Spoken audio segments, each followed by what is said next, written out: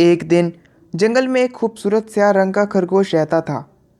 اس خرگوش کا نام چھوٹو تھا۔ چھوٹو بہت ہی دوستانہ اور شریف خرگوش تھا۔ وہ ہر طرف کے جانوروں کے ساتھ اچھا سلوک کرتا اور ان کے دل میں محبت بھرتا رہتا۔ ایک دن جب چھوٹو جنگل کی گہرائیوں میں چھپی رازداری سے واقف ہو رہا تھا اور اس کی تلاش میں نکلا ہوا تھا، وہ ایک ظالم شیر کے پاس پہنچا۔ وہ شیر بہت ہی خطرناک اور ظالم تھا۔ اس شیر کا نام شیرزاد تھا۔ شیرزاد جنگل کا حاکم بنا ہوا تھا اور اس نے سبھی جانوروں کو ڈرا کر رکھا تھا۔ شیرزاد نے چھوٹو کو دیکھ کر اس کو چڑھانا شروع کیا۔ چھوٹو نے اپنی ذہانت اور ہوشیاری کا استعمال کیا اور شیر کو خوب دوڑایا اور کافی دور تک دوڑایا۔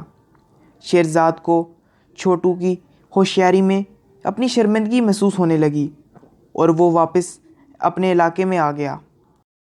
خرگوش نے اب فیصلہ کر لیا تھا کہ وہ اس ظالم اور خطرناک شیر کو اس جنگل سے بھگا دے گا اور ان سبھی جانوروں کو آزادی دے گا۔ چھوٹو نے جنگل کے دیگر جانوروں کو بھی اپنے ساتھ متحر کیا اور ان کو ہمت دی اور ان کو بتایا کہ ہم سب مل کر اس شیرزاد کا مقابلہ کریں گے اور اس جنگل میں امن و سکون لائیں گے اور اسے یہاں سے ہمیشہ کے لیے بھگا دیں گے۔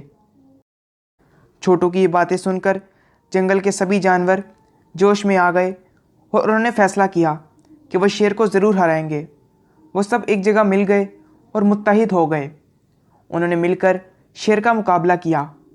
پہلے تو ان کو کافی مشکل آئی، لیکن انہوں نے ہمت نہ ہاری اور شیر کے آگے ڈٹے رہے۔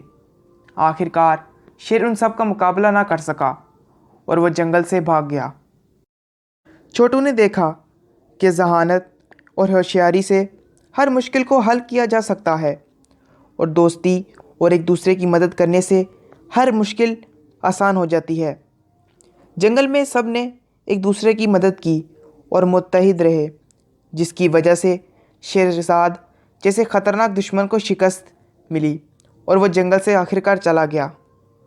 اس داستان سے یہ سیکھ ملتی ہے کہ جماعت اور دوستی کی قدر کریں اور ظلم و ستم کے خلاف ملاحظہ کریں۔